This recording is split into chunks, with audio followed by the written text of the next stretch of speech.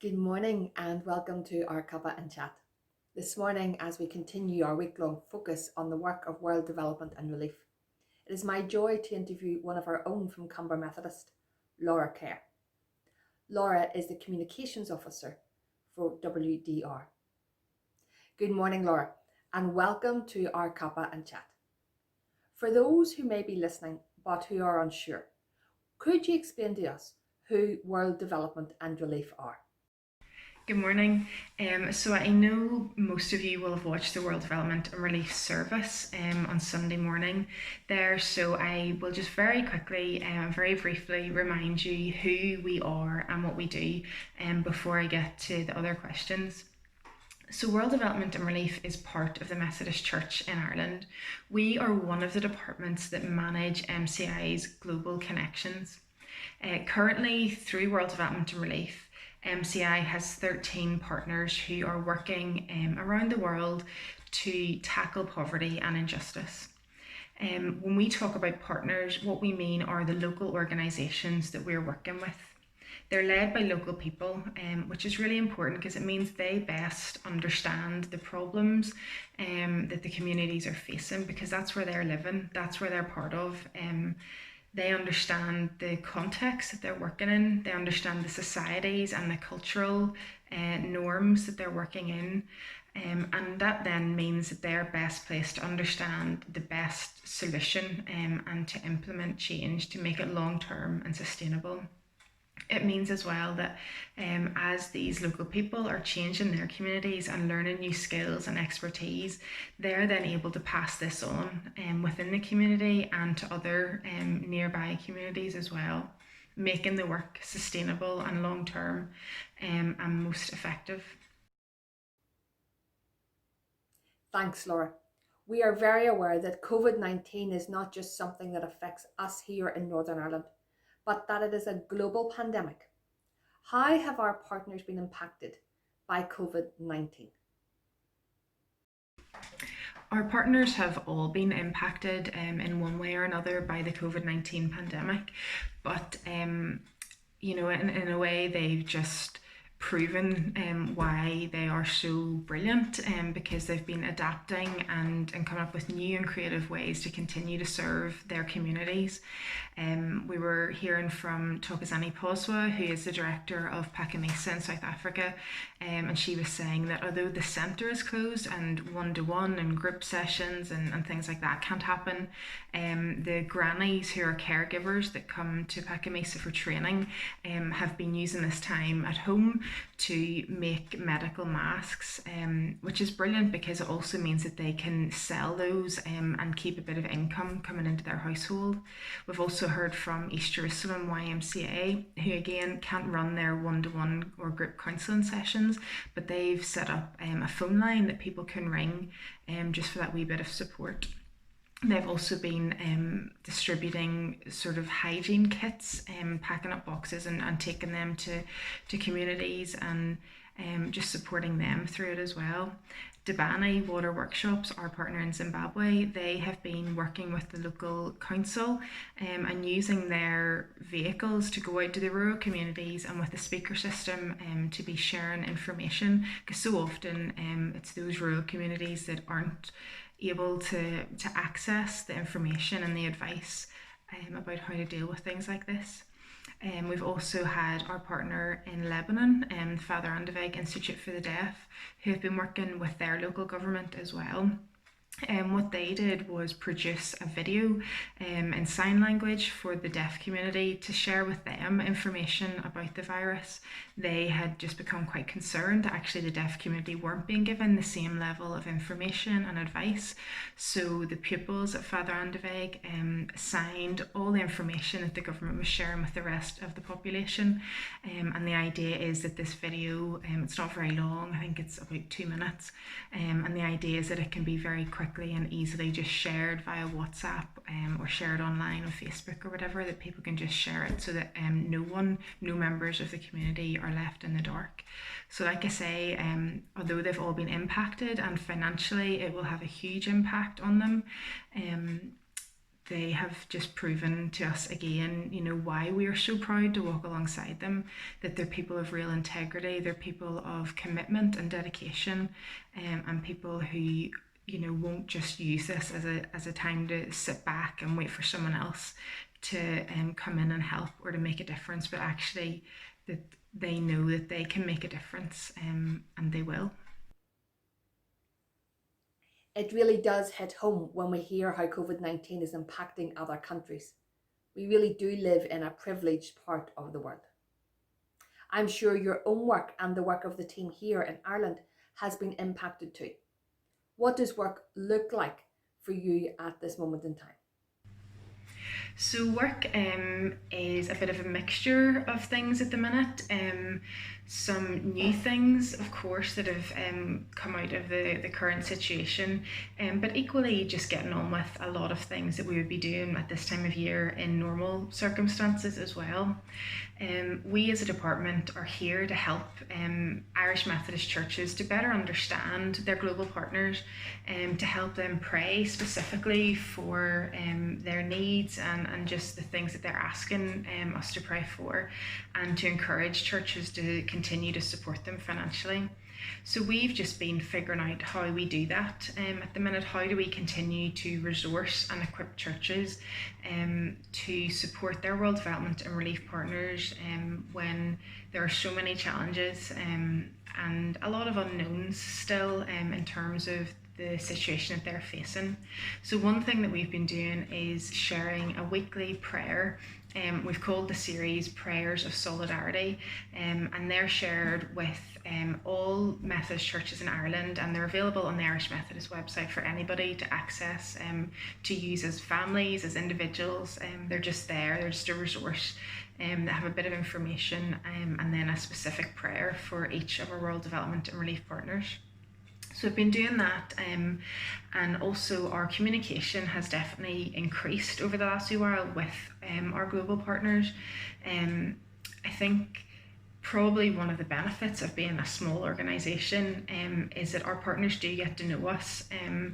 And at the minute, for Tim specifically, I know he spent a lot of time speaking with partners and being a bit of a sounding board, as they figured out the way ahead for the things and the challenges that they're facing, and again, the unknowns in their context. So communication has certainly gone up. And then from that, from emails and Skype conversations and whatever other ways we're hearing from them, we take that information and share it with Irish Methodists. So that's all available on our website and on our Facebook and Twitter pages as well. And again, that is all there as a resource to help you, to help local churches to be praying. We're able to give you the specific details of what our partners are facing, of lockdown restrictions in their countries and things like that. So that's all on our website as well, and that probably has been taking a lot of time over the last wee while, because like we've mentioned, there's 13 partners, and although we're all in this at the minute, every country and every situation is going to be slightly different, and the reality is that although we're all facing the same pandemic, our contexts are so different.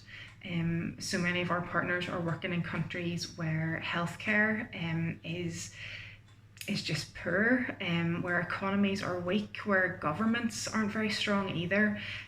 So where we here have, a health system where homeschooling and working from home, where furlough schemes are an option.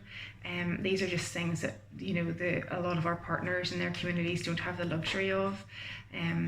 So yeah, we're busy just supporting them and letting them know and reminding them of our support and of the support of the whole of the Methodist Church in Ireland. It's obvious, Laura, that you really enjoy your job. But what would you say is the greatest highlight of your work with WDR? So I am one of those very fortunate people who can honestly say that I love my job, and there's so many things about it that I really like and enjoy, but probably one of the things that stands out for me have been the people that I've met over the years of working for World Development and Relief. As I've mentioned already, you know, we talk about partners, and our model of how we work is through relational partnership, from us getting to know the people that we work with, but equally as important is them getting to know and to trust us as well. And I think for me, one of the times that this became sort of most real was in 2016.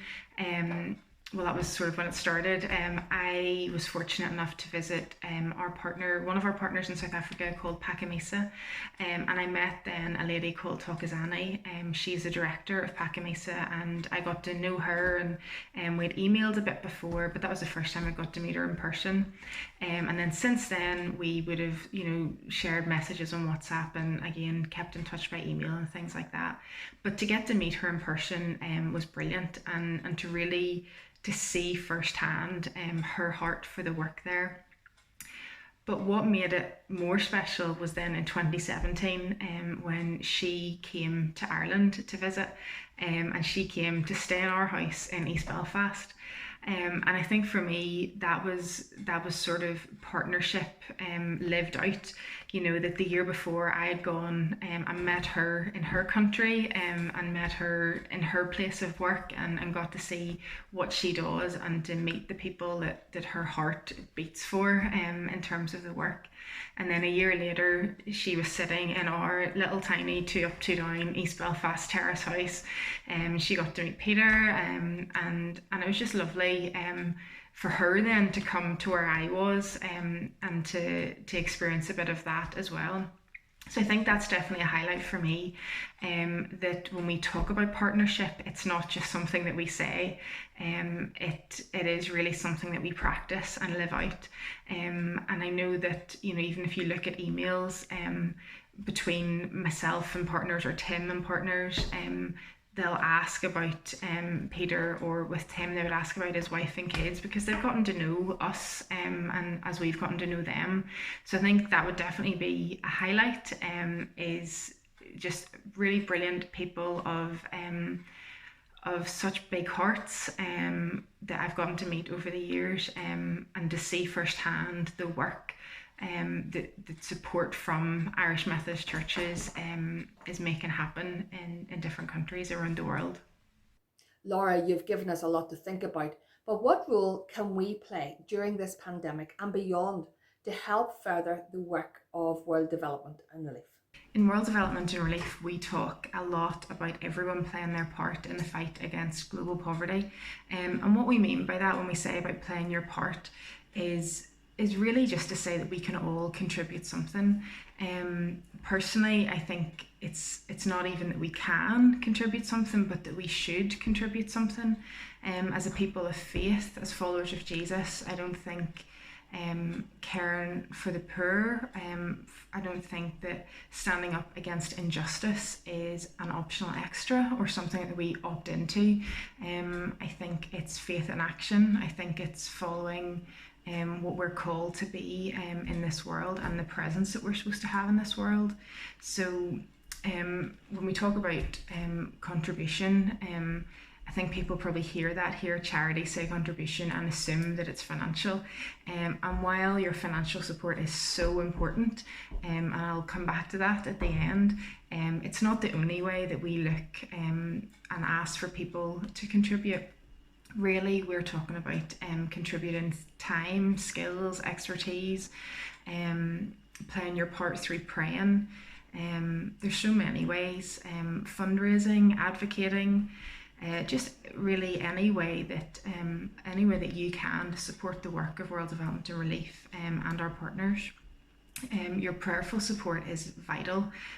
We tell our partners, that the Methodist Church in Ireland are a faithful, prayerful people, and they know that you are praying for them, and so often they come back and remind us that they're praying for us as well. And there's prayers for all of the World Development and Relief partners on our website, and also in MCI's prayer focus book. You'll find them all in there. You can also fundraise, and that can be anything. We've got someone hoping to do a sponsored cycle. We have someone next week starting 10 days of 10 half marathons, walking 10 half marathons for each of our partners. And you know, things like this are brilliant, and you can be creative and you can have fun with it. And as I said, your financial support is vital.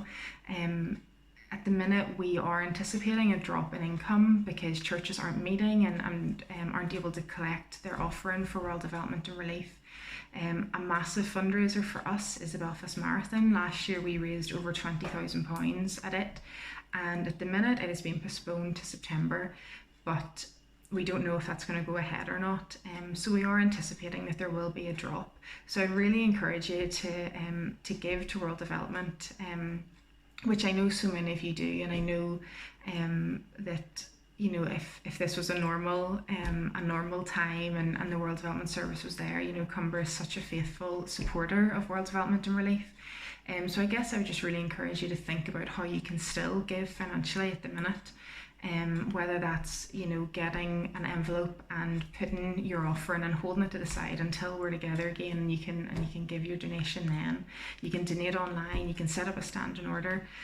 Whatever way it is, your financial support is essential. Without it, we couldn't be working with our partners, and your generosity is just absolutely essential to what we do. So yeah, there are lots of ways that you can get involved and play your part.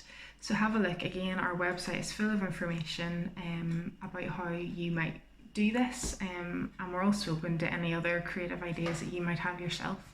And we're just always very grateful for the support of Methodist churches right across Ireland in supporting world development and helping us to continue to walk alongside our global partners. Laura, thank you so much for your time with us this morning. I'd encourage all of you to join us on Wednesday morning as we join for a pause for prayer and focus once again on our global partners through world development and relief as we bring them to God in prayer. In the meantime, keep safe and enjoy your cuppa.